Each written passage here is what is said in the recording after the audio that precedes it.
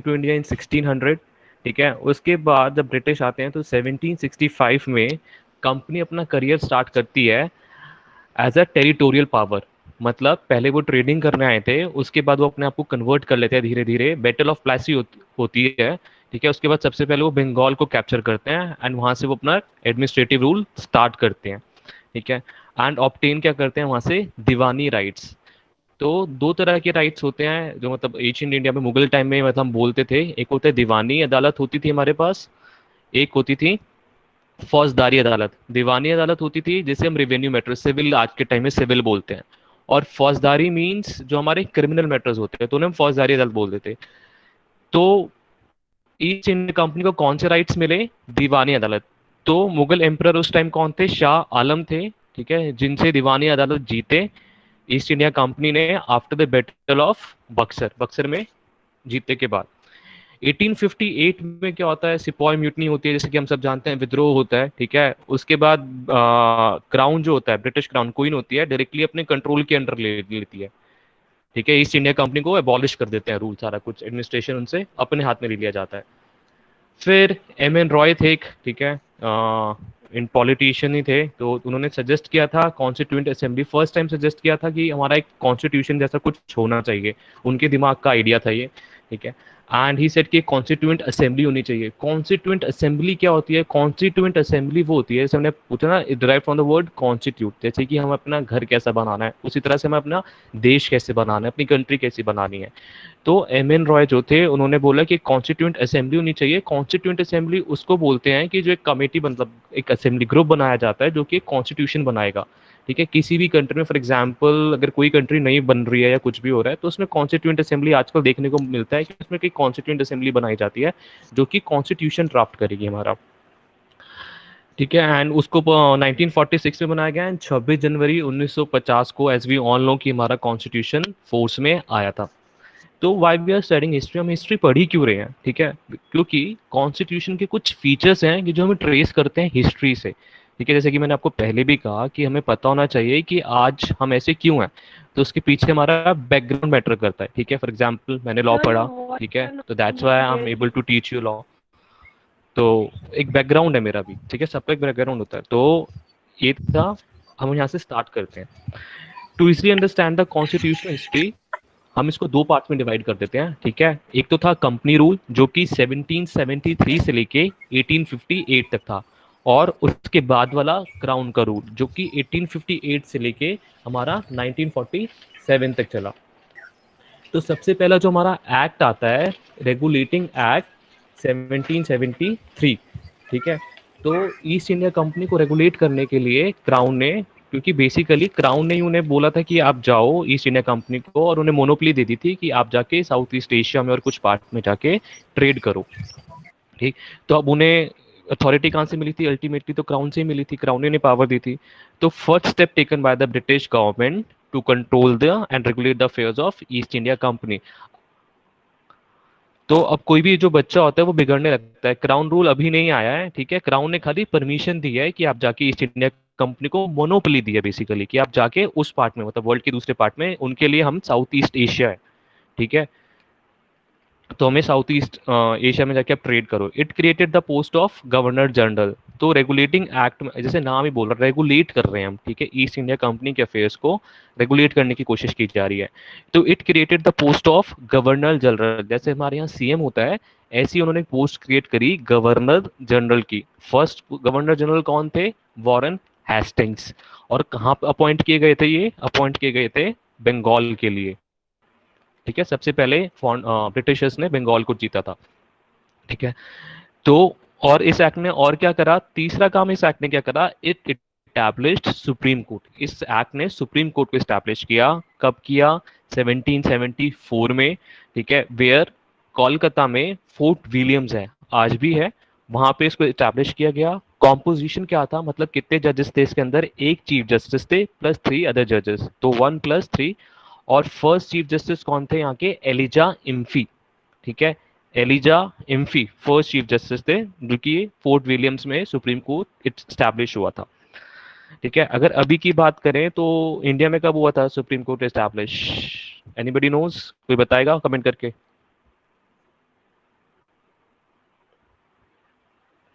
Yes, year 1950, yes बिल्कुल सही है। 1950 में स्टैब्लिश हुआ, दिल्ली में स्टैब्लिश हुआ। कॉम्पोजिशन जो है, प्रेजेंट कॉम्पोजिशन जो है 33+1 है, ठीक है। चीफ जस्टिस प्लस 33 जजेस। और फर्स्ट चीफ जस्टिस कौन थे? H.J. कानिया। एग्जामिनेशन क्वेश्चन है आपका, ये आता है एग्जाम में, ठीक है। H.J. Kania was the first chief justice, ठीक है, of Supreme Court of India, जो कि कॉन्स्टिट्यूशन के अंदर स्टैब्लिश हुआ। अच्छा, तो पहले जो हमारी अपील्स थी, मतलब जो ओरिजिनल सुप्रीम कोर्ट जो फोर्ट विलियम्स में था, तो वहां से हमारी अपील्स कहाँ जाया करती थी? Kings in council of UK, king in council of UK के पास हमारी अपील्स जाया करती थी। जैसे अभी तो सुप्रीम कोर्ट के ऊपर कुछ है ही नहीं, अभी तो सुप्रीम, जैसे हाई कोर्ट से सुप्रीम कोर्ट अपील जाती है। तो उस टाइम ब्रिटिशर्स रूल कर रहे थे, उन्होंने नॉमेनक्लेचर जो यहाँ पे कोर्ट स्टैब्लिश की थी उसे दिया था सुप्रीम कोर्ट, और वहां से अपील जाती थी किंग्स इन काउंसिल के पास। और उसके बाद हम आते हैं पिट्स इंडिया एक्ट 1784 पे, सॉरी। तो सेकेंड इंपॉर्टेंट जो एक्ट है हमारे लिए वो है Pitt's India Act. Pitt's basically person का, वहाँ ब्रिटिश पीएम थे उस टाइम के, ठीक है, यंगेस्ट पीएम थे उस टाइम के, उन्हीं के नाम पे रखा गया पिट्स इंडिया एक्ट 1784। तो वो जो पॉलिटिकल एंड कमर्शियल अफेयर्स थे ना, कंपनी कंपनी दोनों काम कर रही थी। कंपनी का वैसे आज के टाइम में हम देखें तो कंपनी क्या करती है, कंपनी कमर्शियल एक्टिविटीज में इन्वॉल्व होती है, लेकिन उस टाइम कंपनी दोनों काम कर रही थी, पॉलिटिकल अफेयर्स भी संभाल रही थी और कमर्शियल अफेयर भी संभाल रही थी। तो कंपनी में कौन थे? कोर्ट ऑफ डायरेक्टर्स, बोर्ड नहीं, कोर्ट नाम दे रहा हूँ मैं, COURT, कोर्ट ऑफ डायरेक्टर्स हुआ करते थे, ठीक है। तो वो संभालते थे पूरा। तो इस एक्ट के थ्रू क्या करने की कोशिश की गई? दोनों को सेग्रीगेट करने की कोशिश की। कोर्ट ऑफ डायरेक्टर्स को बोला कि आप खाली कमर्शियल अफेयर्स देखो, एंड बोर्ड ऑफ कंट्रोल को बोला कि आप क्या देखोगे? ये नया बोर्ड बनाया गया, नई न्यू बॉडी बनाई गई, बोर्ड ऑफ कंट्रोल, कि आप पॉलिटिकल अफेयर्स मैनेज करोगे इंडिया के। तो इसने क्या इस्टेब्लिश कर दी? एक तरह से डुअल गवर्नमेंट इस्टेब्लिश कर दी, कि एक कमर्शियल अफेयर देख रही है और एक पॉलिटिकल अफेयर देख रही है। तो कुछ हद तक इस एक्ट से क्राउन के अंडर में ईस्ट इंडिया कंपनी आ जाती है।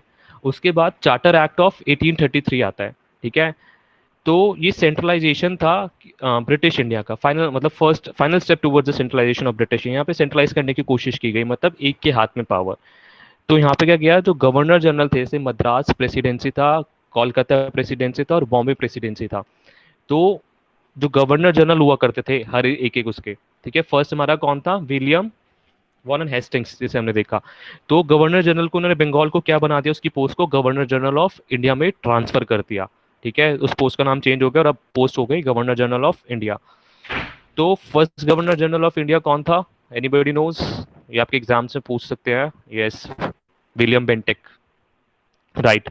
तो this was the first step by the British government to create the government of India, मतलब एक लार्ज स्केल पर उन्होंने कब्जाने की कोशिश की गई, एक सेंट्रलाइज गवर्नमेंट। जैसे आज हमारे पास सेंट्रल गवर्नमेंट है पूरे देश के लिए, ऐसी एक सेंट्रल गवर्नमेंट बनाने की कोशिश की गई। इस चार्टर एक्ट ऑफ 1833 के अंदर जो हम अब एक्ट्स लेके आ रहे हैं, जो भी कानून लेके आ रहे हैं ना, अब इसको हम एक्ट बोलना चालू कर देते हैं। उससे पहले हम क्या बोल रहे थे? रेगुलेशंस बोल रहे थे। उसके बाद जो हमारा चौथा आता है, द चार्टर्ड एक्ट ऑफ 1853। 1853 में क्या करा? सिविल सर्विसेज जो थी वो ओपन कर दी गई इंडियंस के लिए, ठीक है। दो जो फर्स्ट कौन थे सिविल सर्वेंट थे जो इंडियन थे, जो ब्रिटिश उसमें गए थे? दैट वाज सत्येंद्र नाथ टैगोर, ठीक है। तो ये सुभाष, सॉरी, रविंद्रनाथ टैगोर के भाई थे सत्येंद्र नाथ टैगोर, ठीक है। और इस चेयरमैन कौन था इस Indian public service civil service commission का? लॉर्ड मैकाउले, जिन्होंने IPC भी बनाया था, architect of Indian Penal Code, ठीक। तो यहाँ पे हम कंपनी रूल खत्म करते हैं, ठीक है। यहाँ पे कंपनी रूल खत्म होता है, क्योंकि अब हो जाती है इसके बाद सिपॉय म्यूटनी, ठीक। तो गवर्नमेंट ऑफ इंडिया आता है 1858, ठीक है। इसे ना act for good government of India भी बोलते हैं, क्योंकि जब सिपॉय म्यूटनी हुई, सिपॉय म्यूटनी मतलब सिपाहियों का विद्रोह, जब सिपाहियों ने विद्रोह किया तो ब्रिटिशर्स ने सोचा ऐसी क्या गलती हो गई कि इंडिया के लोगों ने हमारे अगेंस्ट रिवॉल्ट कर दिया। तो इसके लिए उन्होंने मतलब कुछ स्टडी करी, एंड उन्होंने एक एक्ट बनाया, गवर्नमेंट ऑफ इंडिया एक्ट नाम दिया इसे 1858। तो 1857 रिवॉल्ट के कॉन्सिक्वेंसेस के उसमें आया था ये, कि उसको न्यूट्रलाइज करने के लिए, कि हम आगे से ऐसा ना हो, तो उन्होंने ये एक्ट बनाया। तो इसने क्या करा? एबॉलिश कर दिया ईस्ट इंडिया कंपनी को। अब पूरा जो रूल था वो क्राउन के अंडर आ गया, ईस्ट इंडिया कंपनी को बिल्कुल भगा दिया कि उससे अब सारे अफेयर्स ले लिए हमने अपने हाथ में। तो जो कमर्शियल अफेयर थे, जो कि कोर्ट ऑफ डायरेक्टर हुआ करता था, और बोर्ड ऑफ कंट्रोल, जैसे हमने पहले बात करा पिट्स इंडिया एक्ट में कि बोर्ड ऑफ कंट्रोल बनाया गया था कि जो कि पॉलिटिकल अफेयर देख रहा था, उसको एबॉलिश करके एक नई पोस्ट बना दी गई सेक्रेटरी ऑफ स्टेट की। ठीक है, अब ये पोस्ट आपको याद रखनी पड़ेगी, मैं भी कुछ नहीं कर सकता, हिस्टोरिकल फैक्ट्स हैं। ठीक है, तो और एक और पोस्ट बनाई गई वाइस रॉय की। ठीक है, तो दो पोस्ट बनाई गई। अब सेक्रेटरी ऑफ स्टेट कौन था और वाइस रॉय कैसे था, तो इसको देख लेते हैं। सेक्रेटरी ऑफ स्टेट जो था वो इंग्लैंड में बैठा रहता था, इंडिया नहीं आता था कभी भी। ठीक है, तो जो person always sitting in England और real head of the Indian administration, वो मतलब पूरा इंडिया का एडमिनिस्ट्रेशन देखता था कि कैसे उसको रिपोर्टिंग होती थी बेसिकली। एंड फर्स्ट कौन थे, लॉर्ड स्टैनले। ठीक है, सेक्रेटरी ऑफ द स्टेट। और ये उनके साथ कौन 15 मेंबर काउंसिल होती थी जो कि उसको असिस्ट करती थी उसके साथ। फिर वाइस रॉय क्या था, जैसे हमारा प्रेसिडेंट ऑफ इंडिया है ना अभी, ऐसी हमारी एक वाइस रॉय की पोस्ट होती थी। ठीक है, तो जो कि रिपोर्ट किसको करेंगे, सेक्रेटरी ऑफ द स्टेट को, जो कि इंग्लैंड में बैठे हैं। वाइस रॉय हमारा इंडिया में बैठा है। ठीक है, फर्स्ट कौन थे, लॉर्ड कैनिंग। ठीक है, तो जो post of governor general of India थी उसे मर्ज कर दिया गया वाइस रॉय के साथ। तो हमारे पास अब एक पोस्ट है जो इंडिया में बैठा है, vice Roy, like president of India. ठीक है, तो ईस्ट इंडिया कंपनी को हम देखें तो सबसे पहले उसे रेगुलेट करने की कोशिश की गई रेगुलेटिंग एक्ट 1773 के थ्रू। तो अफेयर जो ईस्ट इंडिया कंपनी के थे उस एक्ट में क्या रेगुलेट करने की कोशिश की गई थी। उसके बाद हमारे पास कौन सा एक्ट आया, पिट्स इंडिया एक्ट आया 1784। ईस्ट इंडिया कंपनी का कंट्रोल ले लिया गया। ठीक है, उनके कमर्शियल और पॉलिटिकल अफेयर्स को डिस्टिंग्विश कर दिया गया। And government of India act 1858 जो कि सिपाही म्यूटनी के कारण आया, उससे क्या करा, ईस्ट इंडिया कंपनी को हमने एबॉलिश ही कर दिया, खत्म, बिल्कुल खत्म कर दिया। उसके बाद अगर हम आते हैं तो आफ्टर 1857 के बाद तो ब्रिटिशर्स को रियलाइज हुआ कि इंडिया में जो रिलीजन है ना बहुत इंपॉर्टेंट रोल प्ले करता है। ठीक है, लोग अपने धर्म को लेके बहुत पोजेसिव है। तो एक गवर्नमेंट ऑफ इंडिया एक्ट आता है 1909, जिसे हम मॉर्ले मिंटो रिफॉर्म्स भी बोलते हैं। जो लोग दिल्ली से या कभी दिल्ली आए होंगे तो सीपी जाते हुए ना आप जाओगे तो मिंटो रोड है सीपी के पास ही, उन्हीं के नेम पे है। ठीक है, तो मॉर्ले कौन थे, सेक्रेटरी ऑफ द स्टेट, हमने पीछे देखा। एंड मिंटो कौन थे, इंडिया में वाइस रॉय। ठीक, तो इन्होंने क्या करा, system of separate electorate introduce करा। ठीक है, जो कि है जो पर्सन जिस कम्युनिटी से बिलोंग करता है। फॉर एग्जाम्पल्स, अगर मैं मुस्लिम हूँ तो मैं मुस्लिम को ही वोट कर पाऊंगा, मुस्लिम कैंडिडेट को वोट करूंगा। और मैं हिंदू हूँ तो मैं हिंदू कैंडिडेट को वोट करूंगा। तो उन्होंने on the basis of religion divide करा। तो मिंटो को इसलिए हम फादर ऑफ कॉम्युनलिज्म भी बोलते हैं। ठीक है, इसने कॉम्युनलिज्म मतलब एक तरह से प्रमोट किया इंडिया में, और पहला बंदा था जिसने ऐसा किया। तो father of communalism in India, Lord Minto. तो और क्या किया इस एक्ट ने, गवर्नमेंट ऑफ इंडिया के थ्रू क्या करने की कोशिश की गई, by this act for the first time Indian was admitted to the executive council of viceroy. एक एग्जीक्यूटिव काउंसिल थी, जैसे हमारे प्राइम मिनिस्टर के साथ काउंसिल ऑफ मिनिस्टर्स होता है, कुछ मिनिस्टर्स होते हैं उसको हेल्प करने के लिए। ठीक है, ऐसी उनके साथ भी हुआ करती थी, जिससे कि उसमें फर्स्ट इंडियन कौन थे, सत्येंद्र प्रसाद सिन्हा पहले थे इंडियन जो कि उस काउंसिल में एडमिट किए गए थे। फादर ऑफ कॉम्युनलिज्म हमने इनको बोला। ऐसे इंडिया में कॉम्युनल अवार्ड 1932 में ब्रिटिश पीएम थे रैमसे मैकडोनाल्ड। ठीक है, उन्होंने कॉम्युनल अवार्ड इंडिया में लाने की कोशिश की गई। तो जैसे उसमें उसमें क्या किया, फर्दर डिवाइड किया। फॉर एग्जांपल, जो शेड्यूल कास्ट हैं वो शेड्यूल कास्ट को वोट करेंगी, और जो शेड्यूल ट्राइब्स हैं वो शेड्यूल ट्राइब्स को वोट करेंगी। तो गांधी जी ने इसके अगेंस्ट रिवॉल्ट भी करा। ठीक है, यरवदा जेल पुणे में आपने सुना होगा, यहाँ संजय दत्त को रखा गया था। ठीक है, तो जो यहाँ पे शायद तक याकूब मैनन को आई थिंक हैंग किया गया था। तो गांधी जी ने इसके अगेंस्ट रिवॉल्ट किया। बेसिकली यरवदा जेल में थे गांधी जी उस टाइम, पुणे में, अब जो पूना पूना नाम था, पहले पुणे हो चुका है, पुणे में। तो उसके बाद क्या हुआ कि इंडियन नेशनल कांग्रेस और जो इनके लीडर थे, डिस्ट्रिक्ट लीडर थे, SC या ST लीडर्स थे, वो एक अग्रीमेंट पे आए थे। और जो बेसिकली इसमें था फर्दर हिंदूज को डिवाइड करने के लिए था, हिंदूज को और डिवाइड कर दिया जाए। तो कॉम्युनल अवार्ड जो रेमसी मैकडोनाल्ड का था वो बेसिकली क्या था, एक्सटेंशन था। ठीक है, और आगे बढ़ा रहा था separate electorate to depressed classes. ठीक है, तो वही we know divide and rule वाली पॉलिसी थी इन लोगों की। उसके बाद जो गवर्नमेंट ऑफ इंडिया एक्ट आता है 1919। ठीक है, 10 साल बाद ब्रिटिशर्स ने एक पॉलिसी रखी थी कि हम 10-10 साल बाद रिव्यू करेंगे। तो रिव्यू करते थे, कमेटी बनाते थे, कमीशन बनाते थे, वो रिव्यू करता था। तो गवर्नमेंट ऑफ इंडिया एक्ट 1990 आता है, इसको हम क्या बोलते हैं, मॉन्टेग्यू चेम्सफोर्ड रिफॉर्म्स भी बोलते हैं। ठीक, तो मॉन्टेग्यू कौन थे, secretary of the state, Chelmsford कौन थे, वाइस रॉय। पहले भी डिस्कस किया, state secretary of the state England में बैठा है, वहां से देख रहा है, सुपरवाइज कर रहा है, वाइस रॉय इंडिया में बैठा है, लाइक प्रेसिडेंट ऑफ इंडिया सी पोस्ट है। सेपरेट इलेक्टोरेट था, इस एक्ट के थ्रू क्या किया गया, जो सेपरेट इलेक्टोरेट था उसे और एक्सटेंड किया गया, 6 में डिवाइड किया गया, Indian Christians, Anglo Indians, Europeans, ठीक है, उनमें फर्दर डिवाइड कर दिया गया। पहले स्टार्ट हुआ था हिंदू मुस्लिम से, उसके बाद इन्होंने और डिवाइड किया, कॉमनवेल्थ अवार्ड को SC STs पे लाने की कोशिश की गई, उसके बाद ऑल दो सक्सेसफुल नहीं हुए क्योंकि पैक्ट हो गया था। उसके बाद इन्होंने ये करने की कोशिश की 6 इंडियन क्रिश्चियंस, एंग्लो इंडियन और यूरोपियंस पे। उसके बाद क्या था, गवर्नमेंट रिलेटेड इसमें क्या क्या प्रोविजंस थे वो हम देखेंगे। तो गवर्नमेंट रिलेटेड जो पहला प्रोविजन था dyarchy, dyarchy means dual government. तो उन्होंने जो सेंट्रल का जो कंट्रोल था ना प्रोविंशियल, पहले हम स्टेट को प्रोविंसेस बोलते थे, ठीक है, तो जो सेंट्रल का कंट्रोल था प्रोविंसेस के ऊपर वो थोड़ा रिलैक्स कर दिया गया, उनको आज़ादी दी गई कि आप अपने लिए लॉ बना सकते हैं, ठीक है। तो dyarchy, like dyarchy basically Greek word से इंट्रोड्यू आया है, ठीक है, इसका ओरिजिन ग्रीक वर्ड में जिसका मतलब होता है डबल रूल, ठीक है। उसके बाद बाई कैमरलिज्म इंट्रोड्यूस किया गया, ठीक है, बाई कैमरलिज्म मीन्स 2 हाउसेस, जैसे कि आज हमारे पास है पार्लियामेंट में upper house and lower house, ठीक है। अपर हाउस लोअर हाउस हम अपनी कन्वीनियंस के लिए बोलते हैं, वैसे इसका जो नाम है ऑफिशियली नाम था council of state and legislative assembly.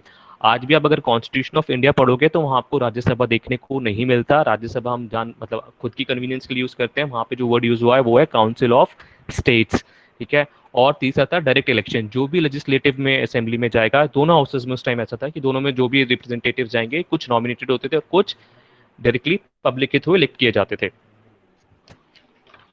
तो ये हमारा था गवर्नमेंट ऑफ इंडिया एक्ट 1919।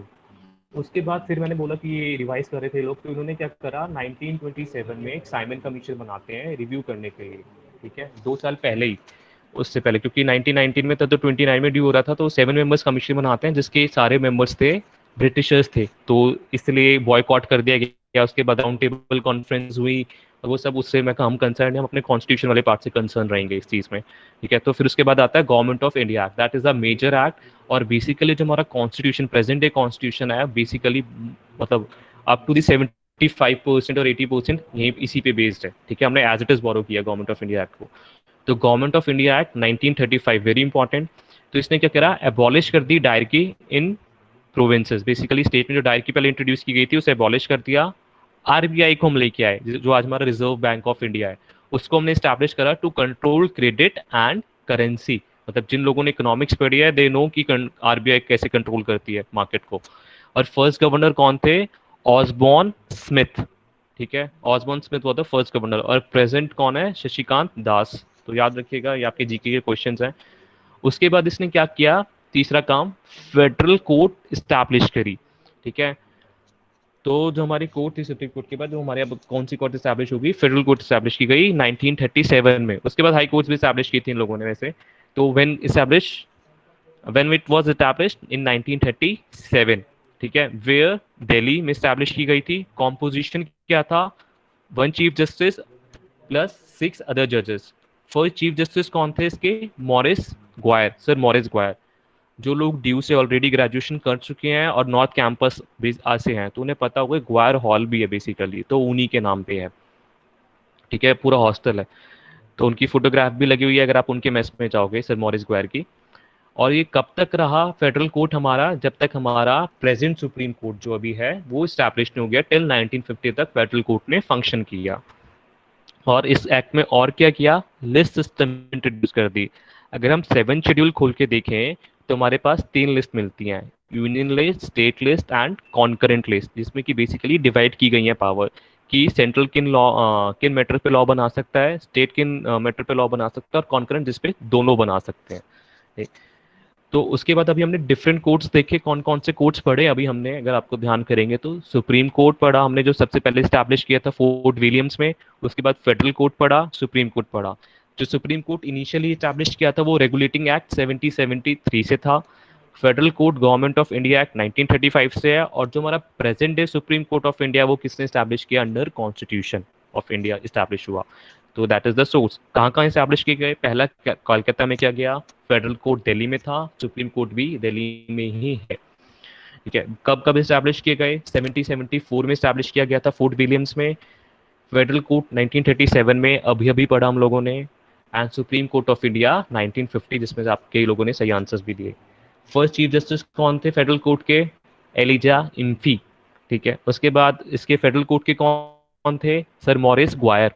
और तीसरा अपने प्रेजेंट जो सुप्रीम कोर्ट है इसके कौन थे? H J Kania. याद रखिएगा, एग्जाम में आ चुके हैं क्वेश्चन। ठीक है, अच्छा जो सुप्रीम कोर्ट था उससे, हाँ फेडरल कोर्ट, सुप्रीम कोर्ट था जो फोर्ट विलियम्स में था, मैंने बताया था अपील कहाँ जाती थी? किंग इन काउंसिल के पास अपील जाया करती थी हमारी। और जो हमारा फेडरल कोर्ट था उसकी अपील कहाँ जाया करती थी? प्रिवी काउंसिल के पास। ठीक है, प्रीवी काउंसिल हमने पढ़ देखा होगा, प्रीवी काउंसिल हमने मोहिरी बीबी वर्सेस धर्मोदास घोष में पढ़ा था, मैंने बोलता कि प्रीवी काउंसिल ने डिसाइड करा है। तो प्रीवी काउंसिल के पास अपील जाती थी। और अभी हमारी सुप्रीम कोर्ट की अपील कहाँ जाती है? कोई बता सकता है अभी सुप्रीम कोर्ट की अपील कहाँ जाती है?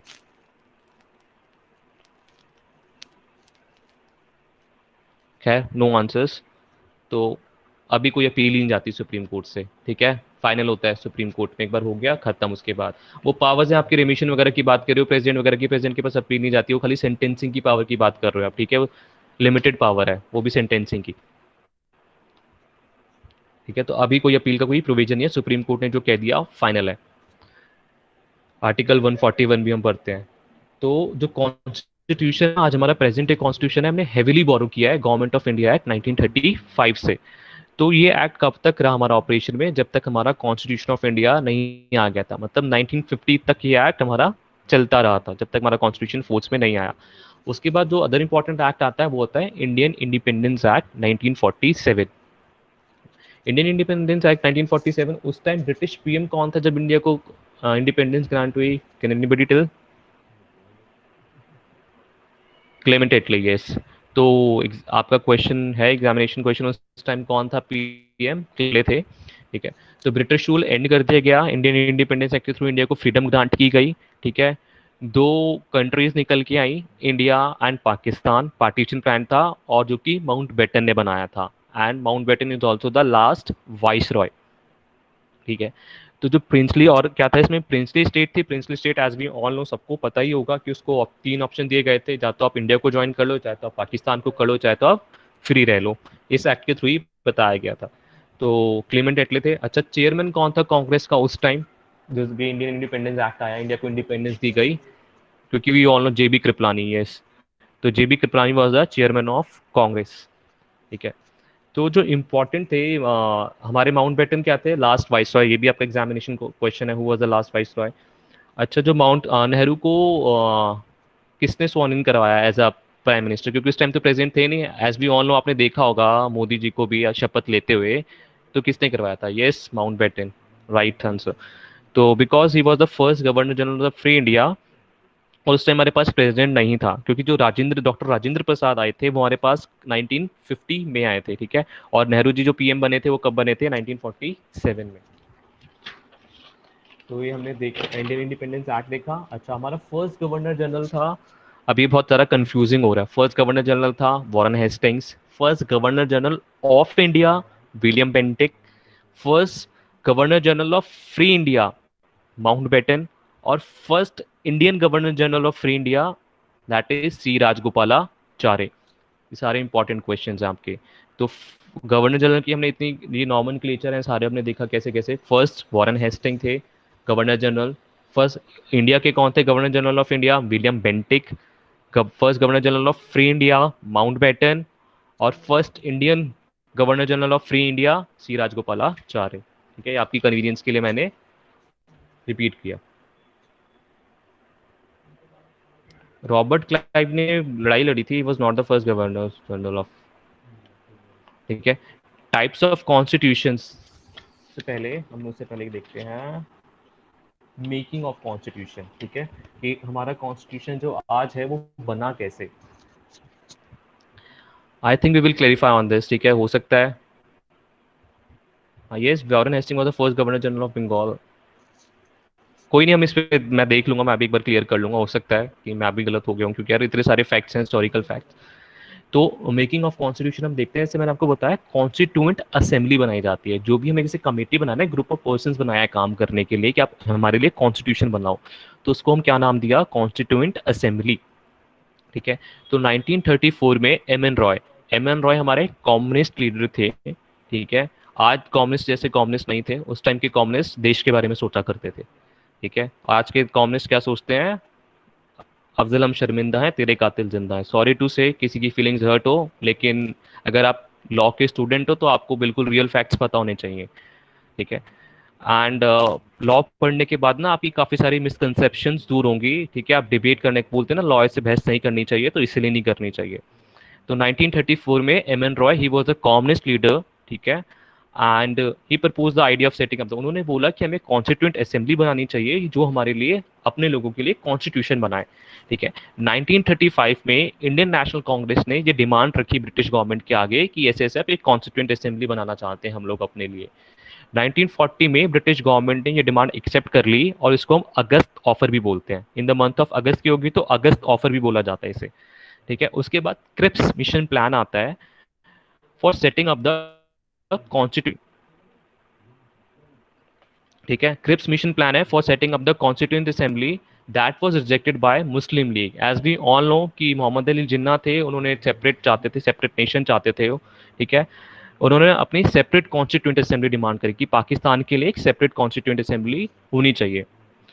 ये सर आपका हिस्ट्री में पढ़ोगे वैसे आप, लेकिन मैं उतना ही पार्ट डिस्कस कर रहा हूँ जितना हमारे लिए कॉन्स्टिट्यूशन के लिए रेलेवेंट है। ठीक है। हिस्ट्री में बहुत कुछ है पढ़ने के लिए, लेकिन हमें अपने एग्जाम से कंसर्न है यहाँ पे। तो कैबिनेट मिशन, उसके बाद क्या आता है, cabinet mission plan. Finally the constituent assembly was set up under this plan. इस प्लान के अंडर हमने कॉन्स्टिट्यूंट असेंबली सेटअप करी इन 1946।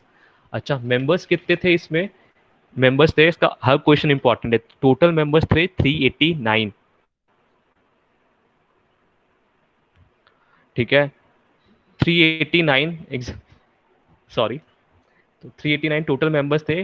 296 जिसमें थे रेस्ट ऑफ इंडिया से, और 93 थे प्रिंसली स्टेट थे।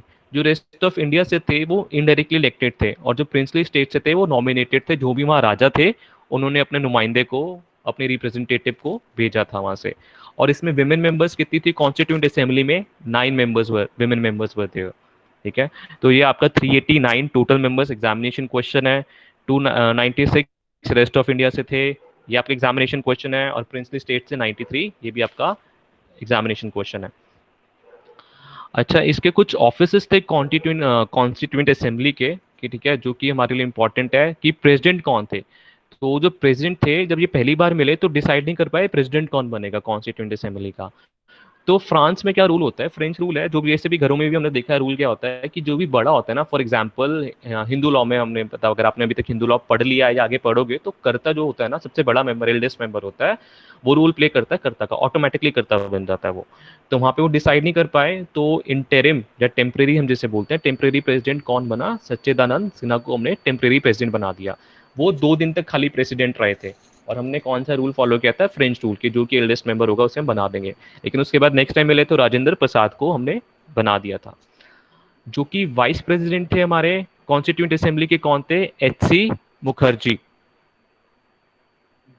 ठीक है। कौन सी, अगर ये है ना आपको जो भी है, मैं एक फैक्ट्स क्लियर कर लूंगा। ठीक है। हो सकता है कि मैं गलत हूँ या आप भी गलत हो सकते हैं, कोई भी हो सकता है। ठीक है। तो वाइस प्रेसिडेंट थे एच.सी. मुखर्जी, और कॉन्स्टिट्यूशनल एडवाइजर जो थे वो थे बी.एन. राव।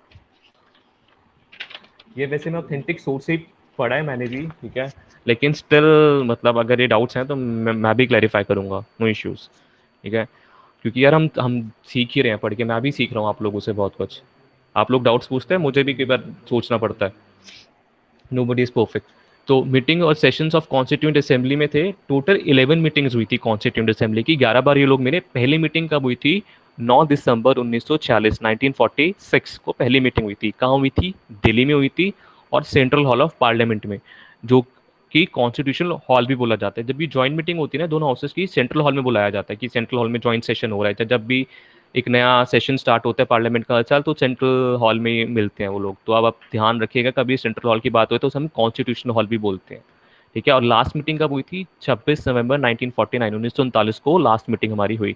तो जिस दिन हमने कॉन्स्टिट्यूशन अडॉप्ट किया, इससे हम कॉन्स्टिट्यूशन डे भी बोलते हैं। 26 नवंबर 1949 को इस दिन हमारा कॉन्स्टिट्यूशन बन के तैयार हो चुका था, लेकिन हमने इसे इन्फोर्स कब किया था? 26 जनवरी 1950। क्यों? उसके पीछे भी रीजन है, ठीक है। बस स्पेशल सेशन हेल्ड किया गया था 24 जनवरी मतलब 1950 को, 2 दिन पहले हमने स्पेशल सेशन बुलाया गया, जिसमें क्या कि सारे मेंबर जितने भी थे कॉन्स्टिट्यूएंट असेंबली के, सब ने अपने सिग्नेचर्स अफिक्स किए थे, साइन किए थे, ठीक है। कॉन्स्टिट्यूएंट असेंबली डिसॉल्व कर दी गई थी जो हमने बनाई थी, क्योंकि और अपने आप को कन्वर्ट कर लिया था कि इसमें उसने राज्यसभा में, ठीक है।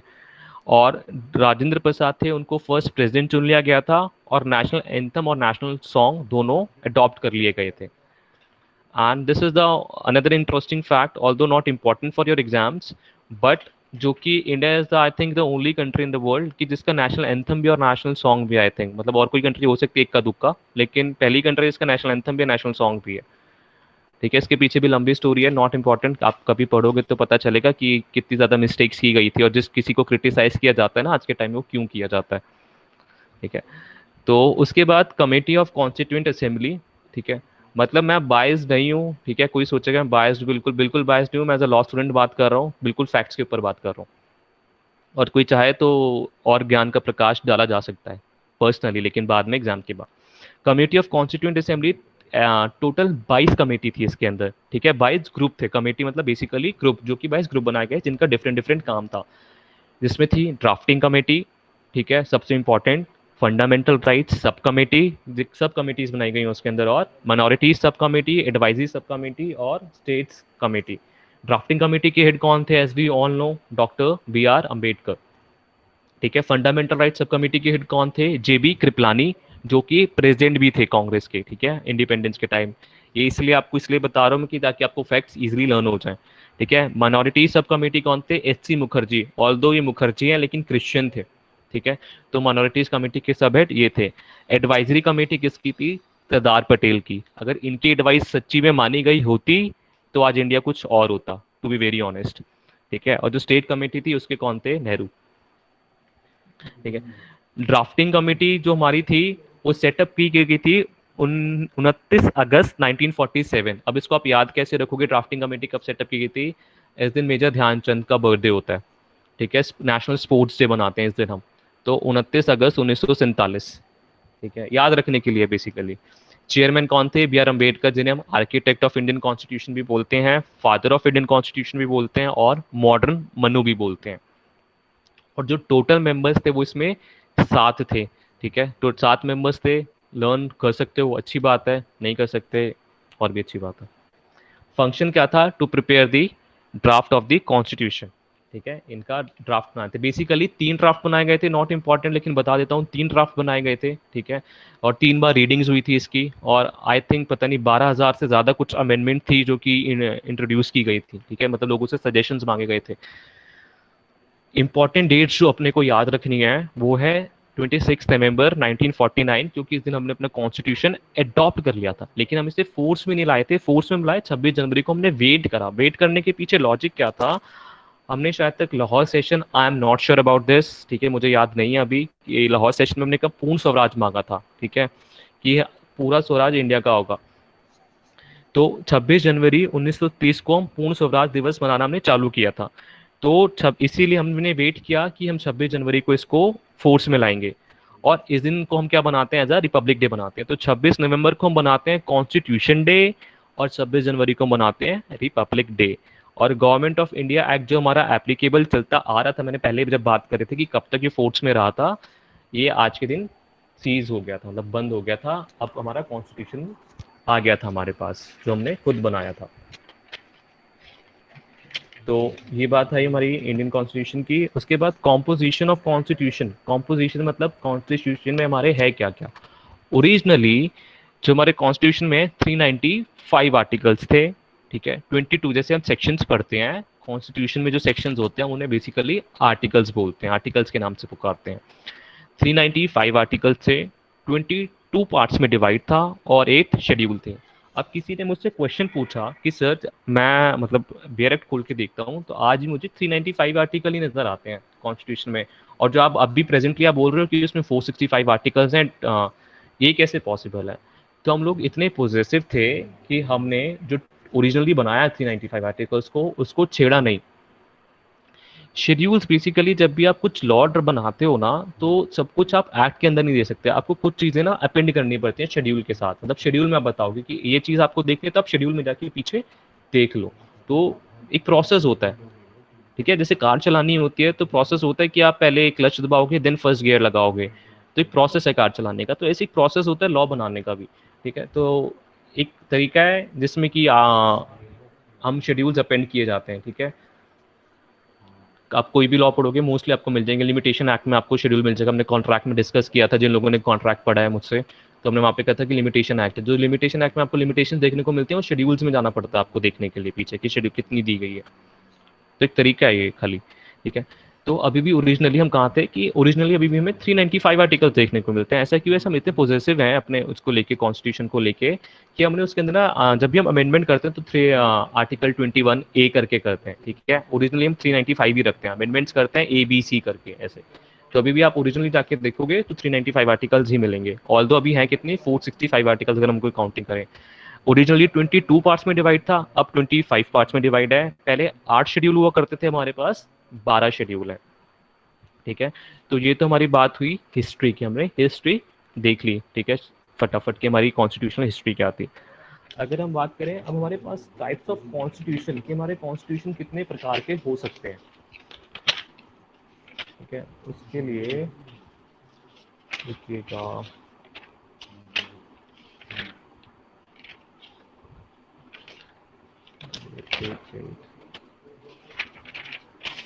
Just wait yes. तो कॉन्स्टिट्यूशन को हम कैसे डिवाइड कर सकते हैं? तो कॉन्स्टिट्यूशन हमारा या तो हमारे पास रिटर्न हो सकता है या हमारे पास अनरिटन कॉन्स्टिट्यूशन हो सकता है। रिटर्न मतलब in the form of document, हमें डॉक्यूमेंट है हमारे पास जिसको हम बोल सकते हैं कि ये हमारा कॉन्स्टिट्यूशन है। ठीक है, फॉर एग्जाम्पल जो पहली कंट्री थी फॉर एग्जाम्पल वर्ल्ड में जो जिसने कॉन्स्टिट्यूशन बनाया था, that is USA, United states of America, और उनका शॉर्टेस्ट कॉन्स्टिट्यूशन है। ठीक है, वर्ल्ड का। और सबसे इलेबरेटिव किसका है? हम लोगों का। ठीक है, तो इंडियंस का इस चीज़ में कोई जवाब नहीं है, मतलब लिखने की बात आए ना तो ऐसा लिखते हैं कि इसकी कोई हद नहीं। तो सबसे ज़्यादा लेंदी रिटर्न कॉन्स्टिट्यूशन हमारा है। ठीक है, अनरिटर्न जो कि सिंगल पेज पे नहीं मिलता। कुछ लोग बोलते हैं, मैं यहाँ पे क्लैरिफाई बोल दूँ कर देता हूँ, कुछ कहते हैं कि ना यूके का जो कॉन्स्टिट्यूशन है वो रिटर्न नहीं है। ठीक है, ये बिल्कुल गलत है। यूके का कॉन्स्टिट्यूशन रिटर्न है, लेकिन वो सिंगल सोर्स नहीं है उसका। ठीक है, जैसे हमें कॉन्स्टिट्यूशन ऑफ इंडिया पढ़ना है तो हम कॉन्स्टिट्यूशन का बेयर एक्ट उठाएंगे, पढ़ लेंगे, सारे कॉन्स्टिट्यूशन प्रोविजन एक जगह मिल जाएंगे। लेकिन इंग्लैंड का कुछ कस्टम है, कुछ कन्वेंशन हैं उनकी, और कुछ उनके लॉज हैं। ठीक है, तो डिफरेंट डिफरेंट पार्ट्स पे उनका ना फैला हुआ है। तो उनको सिंगल आप कॉन्स्टिट्यूशन ऑफ ब्रिटेन ढूंढने जाओगे तो कॉन्स्टिट्यूशन ऑफ ब्रिटेन जैसा आपको कुछ नहीं मिलेगा। तो इसलिए हम उसे अनरिटन लूजली बोल देते हैं वैसे। ठीक है, तो that is unwritten means not embodied in one comprehensive document, तो जिसके सोर्सेज डिफरेंट डिफरेंट सोर्सेज, जो कि different different sources inter spread in different sources. ठीक है, तो उसको हम अनरिटन बोलते हैं। लेकिन ये आप ध्यान रखिएगा कि यूके का कॉन्स्टिट्यूशन लूजली हम बोलते हैं अनरिटन है। ठीक है, अगर एग्जाम में आ जाए तो अनरिटन ही बोलेंगे वैसे तो हम। ठीक है, लेकिन ये आपके आगे के लिए है, जब आगे मेरे को बड़ी प्रॉब्लम हुई थी पर्सनली कि बोल तो अनरिटन रहे हैं, फिर कह रहे हैं कि इनके तो रिटर्न सोर्सेज भी हैं, तो मैंने सोचा पहले ही क्लियर कर दूँ आपका, ज़्यादा दिक्कत होना आपको आगे। उसके बाद इनेक्टेड होता है, इवॉल्व होता है। हमारा जो कॉन्स्टिट्यूशन है वो इनेक्टेड है, मतलब हमने बनाया गया है, इवॉल्व नहीं हुआ। मतलब जैसे यूके का इवॉल्व है कस्टम एंड कन्वेंशन के थ्रू, कस्टम्स हम आगे पढ़ते हैं, कुछ भी चीज़ चलती आ रही है। ठीक है, एक प्रैक्टिस आप रेगुलर फॉलो कर रहे हो तो कस्टम में यूजेज बोलते हैं उसे हम, यूजेज आपका कस्टम में कन्वर्ट हो जाती है। फॉर एग्जाम्पल, ये कहाँ लिखा हुआ है कि जो भी पार्टी ज़्यादा सीट लेके आएगी उसको प्रेसिडेंट इनवाइट करेगा? कहीं नहीं लिखा हुआ। ठीक है, एक तरह से हमारी कन्वेंशन फॉलो की जाती है कि जो भी मेजोरिटी पार्टी जिसको सबसे ज़्यादा सीट्स मिलेंगी उसको प्रेसिडेंट, मतलब नहीं तो प्रेसिडेंट किसी को भी बुला सकता है, जिस पार्टी को सीट्स नहीं मिली वो उसे भी बुला सकता है। ठीक है, तो ये प्रेसिडेंट की मर्जी होती है। लेकिन बेटर क्या होता है कि पता है कि गवर्नमेंट तो बना नहीं सकती, इसलिए प्रेसिडेंट इंडिया में भी किसे बुलाता है? मेजोरिटी पार्टी को बुलाता है जिसने सबसे ज़्यादा सीट्स जीती है। फिर हमारा एक कॉन्स्टिट्यूशन बोलता है, हम दूसरे पार्ट में डिवाइड कर सकते हैं, यूनिटरी और फेडरल। यूनिटरी कॉन्स्टिट्यूशन होते हैं, यहाँ पे सेंट्रलाइजेशन ऑफ पावर होता है। ठीक है। सेंट्रलाइजेशन ऑफ पावर जैसे श्रीलंका हो गया, स्विट्जरलैंड हो गया, ये बेसिकली छोटी छोटी जो कंट्रीज है ना, वहाँ पे आपकी यूनिटरी काम कर जाता है क्योंकि मैनेज करना आसान होता है। फॉर एग्जाम्पल अगर आप अपने घर को मैनेज कर रहे हो that is easy for you, लेकिन अगर आप 10 घर देख रहे हो, फॉर एग्जाम्पल जॉइंट फैमिली है, 10 फैमिली, उसको मैनेज करना थोड़ा थोड़ा मुश्किल होता है as comparison to single house. तो फेडरल मतलब डिवीजन ऑफ पावर। यहाँ पे जैसे फॉर एग्जाम्पल इंडिया में हमारा जो कॉन्स्टिट्यूशन है फेडरल है, आगे देखेंगे ऑल दो क्वाजी फेडरल हो जाता है वो, ठीक है, फेडरल है अभी के लिए मान लो। तो और जो इसका ट्रू एग्जाम्पल है फेडरल कॉन्स्टिट्यूशन का वो है यूएसए, ठीक है। वहाँ पे बहुत ज़्यादा फ्रीडम है स्टेट्स को। वहाँ पे जो कॉन्स्टिट्यूशन है ये भी बता देता हूँ आपको, वहाँ पे जो कॉन्स्टिट्यूशन है ना खाली किसकी पावर डिफाइन करता है, खाली सेंटर की पावर डिफाइन करता है, ठीक है, स्टेट्स की पावर डिफाइन नहीं करता, स्टेट्स फ्री है वहाँ पे, ठीक है। तो फेडरल वो अपना कॉन्स्टिट्यूशन खुद बना सकते हैं। तो फेडरल है बेसिकली, जो फेडरल है वो यूएसए एग्जाम्पल है इसका। मतलब बेसिकली फेडरल का मीनिंग होता है division of power between centre and state. तो इंडिया में भी हमें देखने को मिलता है कि डिफरेंट डिफरेंट गवर्नमेंट होते हैं, स्टेट्स की अपनी पावर है, सेंट्रल की अपनी पावर्स है। फिर हम डिवाइड कर सकते हैं on the basis of amendment, जैसे कि हम बोलते हैं रिजिड है फ्लेक्सिबल है। अमेंडमेंट का प्रोसेस जो है हमारा वो रिजिड है या फ्लेक्सिबल है। तो जो रिजिड कॉन्स्टिट्यूशन है वो यूएसए का हम रिजिड कॉन्स्टिट्यूशन बोलते हैं, वहाँ पे अमेंडमेंट करना बहुत मुश्किल काम है, ठीक है, वेरी कॉम्प्लेक्स प्रोसीजर। और जो फ्लेक्सिबल है ऑस्ट्रेलिया का एग्जांपल लिया जा सकता है यहाँ पे। ऑस्ट्रेलिया का जो कॉन्स्टिट्यूशन है वो बहुत इजीली अमेंड किया जा सकता है, तो दैट इज फ्लेक्सिबल। तो सिंपल प्रोसीजर ऑफ अमेंडमेंट। तो जो हम रिजिड और फ्लेक्सिबल बोल रहे हैं वो किस बेसिस पे बोल रहे हैं, on the basis of amendment. और इंडिया का हमारा है बेसिकली कुछ सिंपल मेजोरिटी से भी हो सकते हैं, कुछ स्पेशल मेजोरिटी से हो सकते हैं, और कुछ स्पेशल मेजोरिटी हमें प्लस रेटिफिकेशन बाय स्टेट भी चाहिए होता है, कुछ केसेस में हमें स्टेट्स की भी परमिशन चाहिए होती है, ठीक है। That is not our concern, बस अभी आपको पता होना चाहिए सारी टर्म्स। उसके बाद अगर हम अपने सोर्सेज आए, सोर्सेज ऑफ इंडियन कॉन्स्टिट्यूशन की हमने कहाँ कहाँ से बोरो करा, ठीक है। तो हमने डिफरेंट डिफरेंट सोर्सेज से बोरो करा, हर कंट्री से कुछ कुछ चीज़ ली गई जो कि हमें अच्छी लगी, हमें जो सूट करती हैं।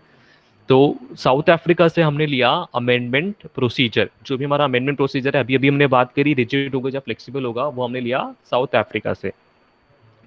जापान से हमने लिया procedure established by law as use in article 21। अभी जब हम आगे आर्टिकल 21 पढ़ेंगे तो उसमें जब टर्म यूज हुई है, उसमें टर्म यूज हुई है प्रोसीजर इस्टेब्लिश्ड बाय लॉ, जो कि लॉ ने एक प्रोसीजर इस्टेब्लिश किया, उसके थ्रू आप किसी की फ्रीडम ले सकते हो। लेकिन लेकिन लेकिन अभी के लिए आप इतना ध्यान रख लो कि जापान ऑल्दो ये चेंज हो चुका है कोर्ट केसेस के थ्रू, ठीक है, ये ड्यू प्रोसेस ऑफ लॉ बन चुका है। प्रोसेस लिखा कहीं नहीं है वहाँ पे, अभी भी आप कॉन्स्टिट्यूशन उठा के पढ़ोगे तो प्रोसीजर स्टैब्लिश बाय लॉ ही है, लेकिन कोर्ट केसेस के through due process of law हो चुका है अभी, ठीक है। अगर एग्जाम में क्वेश्चन आता है Japan procedure establish by law कहाँ से लिया, तो हमने जापान से लिया था, क्योंकि उस टाइम हमने सोचा था कि हमारे जो जजेस हैं या जो भी हमारा डेमोक्रेसी है वो इतनी मेच्योर नहीं है, ठीक है। अब जब बच्चा मेच्योर नहीं होता तो उसे क्या होता है, बिल्कुल अक्षर देखा आपने, उसे बना के सिखाते हैं, उसका हाथ पकड़ के बनवाते हैं, ठीक है। तो इसलिए हमने प्रोसीजर स्टैब्लिश बाय लॉ जानबूझ के रखा था डेलिबरेटली।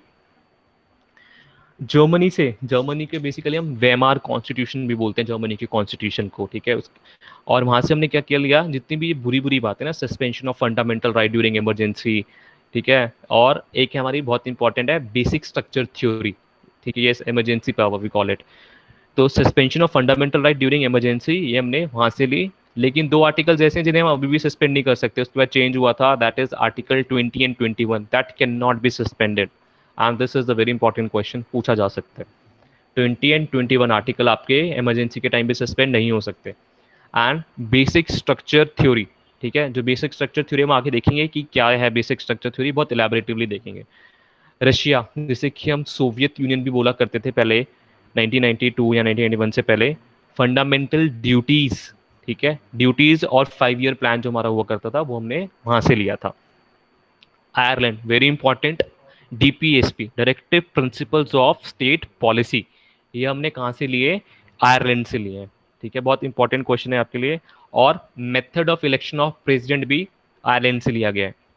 फ्रांस से हमने क्या क्या लिया है, द आइडिया ऑफ रिपब्लिक, हम जब प्रिएम्बल पढ़ेंगे तो उसमें देखेंगे कि इंडिया रिपब्लिक है, ठीक है। द आइडियाज उसमें कौन कौन से हैं, liberty, equality and fraternity. Basically जब फ्रेंच रेवोल्यूशन हुआ था तो उस टाइम जब उन लोगों ने मोनार्की को एबॉलिश करने की डिमांड की थी, रिपब्लिक जब बनाने की कोशिश की थी, तो उनकी ये डिमांड थी, liberty, equality and fraternity. I am not concern with it, वो आपका हिस्ट्री का पार्ट है पूरा, ठीक है। तो the idea of Republic basically हमने फ्रांस से लिया, और लिबर्टी, इक्वालिटी और फ्रेटर्निटी ये फ्रेजेस भी हमने फ्रांस से लिए। ऑस्ट्रेलिया से हमने क्या क्या लिया, ट्रेड एंड कॉमर्स हमने ऑस्ट्रेलिया से लिया है, कॉन्करेंट लिस्ट, जिसमें मैंने बताया कि 7 शेड्यूल में आपकी 3 लिस्ट हैं, union list, state list and concurrent list. तो जो कॉन्करेंट लिस्ट है वो हमने कहाँ से ली? ऑस्ट्रेलिया से ली। ट्रेड एंड कॉमर्स ऑस्ट्रेलिया से लिया है। Method of election of president भी हमने आयरलैंड से लिया है। लेकिन आपको जो मोस्टली जो क्वेश्चन पूछा जाता है वो डीपीएसपी को लेके पूछा जाता है कि डीपीएसपी हमने कहाँ से लिए हैं, ठीक है। इस पे ज्यादा क्वेश्चन पूछा नहीं गया है, ठीक है। लेकिन जो method of election of president है ना, क्योंकि इनडायरेक्ट इलेक्शंस होते हैं प्रेसिडेंट के इंडिया में, डायरेक्ट इलेक्शंस नहीं है इंडिया के। तो ऑस्ट्रेलिया से हमने क्या क्या लिया? ट्रेड एंड कॉमर्स लिया, कॉन्करेंट लिस्ट ली and joint sitting of parliament, ठीक है। ये हमने ऑस्ट्रेलिया से लिया। बेसिकली ट्रेड एंड कॉमर्स पूछते हैं आपसे कि ट्रेड एंड कॉमर्स कहाँ से लिया, या कॉन्करेंट लिस्ट। कनाडा से हमने क्या क्या लिया? Union list and state list Canada से ली। कॉन्करेंट ऑस्ट्रेलिया से ले चुके हैं already. Federation with strong centre, India में जो सेंटर है वो ज़्यादा स्ट्रॉन्ग है, कनाडा में भी ऐसा ही है, ठीक है। वहाँ पे भी फेडरेशन जो सेंट्रल गवर्नमेंट है वहाँ पे ज़्यादा स्ट्रॉन्ग है स्टेट के कंपैरिजन में। और रेसिडुअरी पावर, अब फॉर एग्जाम्पल रेसिडुअरी पावर क्या है? जैसे कि अब हमने 7 शेड्यूल की बात की, 7 शेड्यूल में 3 लिस्ट की बात करी।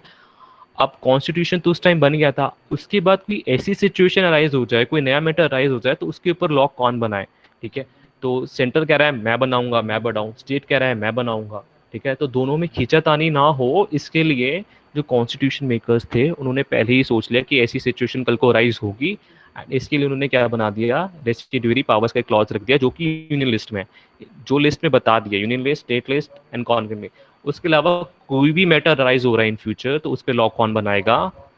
सेंट्रल गवर्नमेंट, यूनियन के पास पावर है। तो ठीक है, तो ये भी हमें मिलता है कि यूनियन यहाँ पे फेडरेशन मतलब सेंट्रल ज़्यादा स्ट्रांग है फेडरेशन में। यूके से हमने क्या लिया है? गवर्नमेंट रिलेटेड मोस्टली जितनी भी चीज़ें हैं ना हमने यूके से लिए हैं। For example parliament, Westminster system, क्योंकि जिस जगह पे है ना वहाँ की पार्लियामेंट को वेस्ट मिंस्टर भी बोलते हैं, ठीक है, यूके की। तो पार्लियामेंट हमने वहाँ से लिया है।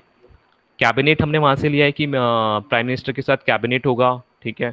बाई कैमरलिज्म, 2 हाउसेस होंगे, ठीक है। इंटरेस्टिंग टू नो, आपने कभी अगर प्रोसीडिंग्स देखी हो लोकसभा या राज्यसभा की, तो आपने कभी पता नहीं नोटिस किया है कि नहीं किया, रेड कारपेट होता है वहाँ पे राज्यसभा में, और वहाँ लोकसभा में ग्रीन कारपेट होता है। इफ एनीबडी नोटिस इट, क्यों होता है? लॉजिक है उसके पीछे भी? एनीबडी? चीज़ें ऑब्जर्व करना स्टार्ट किया करो, कोई भी चीज़ बिना लॉजिक के नहीं होती। और तो देखा होगा आप में से कई लोगों ने, क्योंकि मैं बता देता हूँ, जो कि लोकसभा में जो जाते हैं वो डायरेक्टली ग्रास रूट लेवल से जाते हैं, ठीक है, चुन के भेजा जाता है उन्हें यहाँ से, ठीक है। और राज्यसभा में ये होती है, उनकी डायरेक्ट एंट्री होती है, ठीक है, उन्हें लोग नहीं चुनते हैं। हमारे जो हमने रिप्रेजेंटेटिव चुने हैं वही उन्हें चुनते हैं स्टेट्स में, जैसे हमने चुने हैं, ठीक है। तो अभी भी ऐसे अभी चल ही रहा है, न्यूज़पेपर पढ़ना स्टार्ट करो प्लीज़, ठीक है। न्यूज़पेपर आप नहीं पढ़ रहे हो ना तो अपना बहुत बड़ा लॉस कर रहे हो, चाहे आप लॉ का एंट्रेंस दे रहे हो, कोई भी एंट्रेंस दे रहे हो, ठीक है। न्यूज़पेपर पढ़ना स्टार्ट करो प्लीज़। तो अभी राज्यसभा की सीट्स के लिए इलेक्शन है, तो और जो राज्यसभा में डायरेक्ट एंट्री आती थी वहाँ पे प्रिंसली स्टेट से बेसिकली आते थे, तो इसलिए वहाँ पे रेड कारपेट है, ठीक है, उनके लिए लाल कारपेट बिछाया जाता है। तो this is the difference. I hope आपको क्लियर हुआ होगा। सिंगल सिटीजनशिप, ठीक है। अमेरिका में क्या है? डुअल सिटीजनशिप है, हमारे यहाँ सिंगल सिटीजनशिप है, ठीक। आप इंडियन सिटीजन खिलाते हो, चाहे आप महाराष्ट्र में चले जाओ, जो भी राज ठाकरे ने किया था नॉर्थ इंडियंस के साथ, बेसिकली बिहार और जो यूपी से लोग थे, ठीक है, बहुत गलत किया था। ये पॉलिटिकल एजेंडा चलाते हैं ये लोग, ठीक है, और इसलिए चला पाते हैं क्योंकि लोगों को अपने राइट्स के बारे में नहीं पता, ठीक है। हमारा तो सिंगल सिटीजनशिप है, जब मैं इंडिया का सिटीजन हूँ तो मैं कहीं भी जा सकता हूँ, और वैसे भी आर्टिकल 90 मुझे फ्रीडम देता है कि मैं कहीं पे भी जाके ट्रेड एंड कॉमर्स करूँ पूरे इंडिया में, कहीं पे भी फ्रीली मूव कर सकता हूँ, ठीक है। तो ये राज ठाकरे जैसे लोग, बचना चाहिए इन लोगों से और इनको सबक भी सिखाना चाहिए। सिंगल सिटीजनशिप है आपकी, रूल ऑफ लॉ है, ठीक है। रूल ऑफ लॉ हम देखेंगे आगे। Magna carta, basically fundamental rights को हम मैग्ना कार्टा बोलते हैं, इसको देखेंगे जब फंडामेंटल राइट्स करेंगे, ठीक है। और रिट्स, बहुत important, very important for your exams, जो रिट्स भी हमने लिए हैं वो ऑल दो जुडिशरी रिलेटेड है रिट्स, ध्यान रखिएगा जुडिशरी रिलेटेड है, ठीक है, लेकिन हमने ये यूके से लिया है, क्योंकि जब अभी हमने स्टार्टिंग में बात की थी गवर्नमेंट रिलेटेड बात करी थी। अब यूएसए से मोस्टली जो हमने प्रोविजंस लिए हैं ना वो जुडिशरी रिलेटेड, जो भी जितने भी प्रोविजंस है मोस्टली हमने वहां से लिया, एक्सेप्ट रेट्स, ठीक है। तो जो यूएसए से लिया हमने रिटन कॉन्स्टिट्यूशन, यूएसए से लिया कि रिटन कॉन्स्टिट्यूशन होना चाहिए। सुप्रीम कोर्ट हमने यूएसए से लिया। प्रिएम्बल होना चाहिए कॉन्स्टिट्यूशन में। फंडामेंटल राइट्स, ठीक है। Independence of judiciary. PIL, public interest litigation, ये भी यूएसए से लिया हमने। जुडिशियल रिव्यू और जुडिशियल एक्टिविज्म, ठीक है, ये सब भी हमने यूएसए से ही लिया है। तो I think this is sufficient for today. उसके बाद हम कल से basic basic idea I think मैंने आपको दे दिया, बेस बना दिया है। यस, रूल ऑफ लॉ तो मैंने बोला यूके से लिया है। रूल ऑफ लॉ बहुत वाइड टर्म है। रूल ऑफ लॉ में आप एग्जीक्यूटिव को भी कवर करोगे, ठीक है, वो खाली जुडिशरी से रिलेटेड नहीं है। रूल ऑफ लॉ आप एडमिनिस्ट्रेटिव लॉ में बेसिकली जब पढ़ते हो ना, तो रूल ऑफ लॉ वहाँ यूज होता है जब जुडिशरी डंडा चलाती है अपना। Any doubts for today?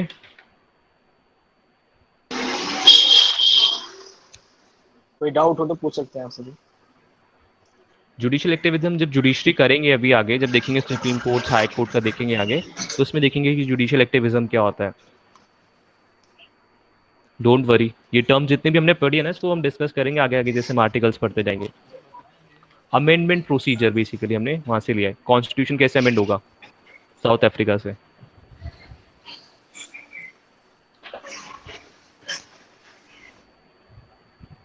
और कोई डाउट हो तो पूछ सकते अच्छा हैं। हाँ, किसी का क्वेश्चन था कि प्रोसिक्यूशन और प्रोसिक्यूट्रिक्स में कोई डिफरेंस पूछा था मुझसे, किसी ने मेल किया था मुझे।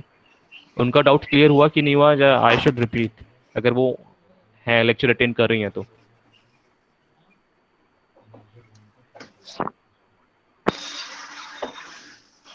हाउ डज इट मैटर यार कि मेल था फीमेल था? मोर इम्पोर्टेंट से डाउट था किसी का, अगर वो अटेंड कर रहा है। प्रिएम्बल पे आएंगे तो ऑब्जेक्टिव रेजोल्यूशन की बात करेंगे, डोंट वरी। उसके बाद आप पहले पूरा लेक्चर अटेंड कर लो, उसके बाद आपके डाउट्स होते हैं तब आप पूछना। अभी हमने प्रिएम्बल नहीं करा, ऑब्जेक्टिव रेजोल्यूशन आपका प्रिएम्बल से रिलेटेड है। Prosecutor and prosecutor, yes. Basically होता क्या है, हम पार्टीज जब हम स्यू करते हैं कोर्ट में, तो प्लेंटिफ एंड डिफेंडेंट बोलते हैं सिविल सूट में, ठीक है। एंड जब हम क्रिमिनल केस में जाते हैं तो हम उसे प्रोसिक्यूशन, बेसिकली पब्लिक प्रोसिक्यूटर होता है ना, तो वहीं से प्रोसिक्यूशन बोलते हैं। तो गवर्नमेंट प्रोसिक्यूट करती है, एंड जो दूसरी पार्टी होती है उसे हम डिफेंस बोलते हैं, कि अपना डिफेंस लॉयर होता है बेसिकली, कि दूसरी जो पार्टी है। तो इन दोनों में जो बर्डन ऑफ प्रूफ भी, हाँ, और जो प्रोसिक्यूट्रिक्स टर्म है वो हम रेप सर्वाइवर्स के लिए यूज करते हैं, ठीक है। तो हमने रेप सर्वाइवर्स ना बोल के प्रोसिक्यूट्रिक्स बोलते हैं, या रेप विक्टिम्स ना बोल के प्रोसिक्यूट्रिक्स टर्म यूज होती है उसके लिए। बेसिकली मथुरा रेप केस हुआ था, एक बहुत लैंडमार्क केस था। उसके बाद कोर्ट ने बोला था कि आप इन्हें रेप विक्टिम्स ना बोल के आप इन्हें प्रोसिक्यूट्रिक्स बोलेंगे। तो प्रोसिक्यूशन मीन्स किसी को, मतलब जो गवर्नमेंट प्रोसिक्यूट कर रही है किसी को, और वो बंदा अपना डिफेंस करेगा। अच्छा, बर्डन ऑफ प्रूफ की बात आती है, बहुत इंपॉर्टेंट है, ये भी आप सुन ही लो। बर्डन ऑफ प्रूफ दो तरह के होते हैं क्रिमिनल केसेस में। बियॉन्ड रीजनेबल डाउट होता है, ठीक है। बियॉन्ड रीजनेबल डाउट, किसी भी शंका के परे, मतलब आपको हर शंका दूर करनी होगी कि किसी बंदे ने ये क्राइम किया था। And preponderance of civil cases में जो चलता है, ये बेसिकली क्रिमिनल केसेस में चलता है, क्योंकि वहाँ किसी की लाइफ स्टेक पे लगी होती है। एंड जो आपका सिविल केसेस में लगता है वो प्रीपॉन्डरेंस ऑफ प्रोबेबिलिटी लगता है, ठीक है। मतलब आप करके कुछ फैक्ट्स रख देते हो कि इसने ऐसा किया होगा, ठीक है। कि आपकी छत पे पानी आया तो कहाँ से आया, तो ऑब्वियसली या तो साथ आपके साथ में एक ही घर बना हुआ है, तो उसकी टैंक लीक हुआ होगा तभी आपकी छत पे पानी आया है। अभी आपने टॉर्च पढ़ा है, ठीक है, उसमें आपने पढ़ा होगा, स्ट्रिक्ट लायबिलिटी में केस पढ़ा होगा कि पानी चला जाता है, ठीक। तो ऑब्वियसली साथ वाला खुदाई कर रहा है तो उसके घर से पानी आया होगा ना, और कैसे आ गया पानी। तो वहाँ पे प्रीपॉन्डरेंस ऑफ प्रोबेबिलिटी, आप बस इतना दिखा दो कि यस एब्सोल्यूट लायबिलिटी, ठीक है। तो बेसिकली आप इतना दिखा दो, एब्सोल्यूट लायबिलिटी नहीं स्ट्रिक्ट लायबिलिटी होता है, absolute liability stricter than strict liability. खैर मैं टॉर्च नहीं पढ़ा रहा, ठीक है। तो हम बियॉन्ड रीजनेबल डाउट पे रहते हैं। बियॉन्ड रीजनेबल डाउट है आपका कि आप खाली दिखा देते हो, सॉरी, प्रीपॉन्डरेंस ऑफ प्रोबेबिलिटी आप दिखा देते हो कि ऐसा ऐसा हुआ होगा, ठीक है। इसका ये लीक हुआ था इसीलिए मेरे घर में पानी आया, इसका टैंक फूटा होगा, ठीक है। तो ये होता है आपका प्रीपॉन्डरेंस ऑफ प्रोबेबिलिटी। तो बर्डन ऑफ प्रूफ ना आपका शिफ्ट होता है। फॉर एग्जांपल प्रोसिक्यूशन, कोई एग्जांपल, किसी ने मर्डर किया, ए ने मर्डर किया, तो पुलिस क्या करेगी, एफआईआर रजिस्टर करेगी, उसके खिलाफ इन्वेस्टिगेशन करेगी, देन चार्जशीट फाइल करेगी, कोर्ट में केस चालू होगा, तो प्रोसिक्यूशन का रोल आएगा वहाँ पे, ठीक है। उसे प्रोसिक्यूट किया जाएगा, तो वहाँ पे सरकारी वकील आएगा, एंड वो अपने फैक्ट्स केस कौन इंट्रोड्यूस करेगा? गवर्नमेंट लॉयर, जिसे कि हम प्रोसिक्यूटर भी बोलते हैं। वो अपना केस इंट्रोड्यूस करेगा कोर्ट में कि इसने इसने ऐसा ऐसा किया है। देन वहां से डिफेंस अपने फैक्ट्स लेके आएगा, तो बर्डन ऑफ प्रूफ हमारा शिफ्ट होता रहता है। ठीक है, ऐसा नहीं है कि उसने एक बार अपना प्रूफ रख दिया, उसके बाद बर्डन ऑफ प्रूफ किसके ऊपर है, मैंने ऐसा नहीं किया या ऐसा क्यों किया, जनरल एक्सेप्शन आपने पढ़ा था तो वो रखेगा। तो आई होप इसका डाउट था क्लियर हो गया होगा कि प्रोसिक्यूशन क्या होता है, प्रोसिक्यूटर्स क्या होता है और बर्डन ऑफ प्रूफ क्या होता है। 3 चीजें पूछी थी। I hope it is clear. Any other doubt related to today sessions, और या फिर और भी कोई पूछना चाहे तो भी।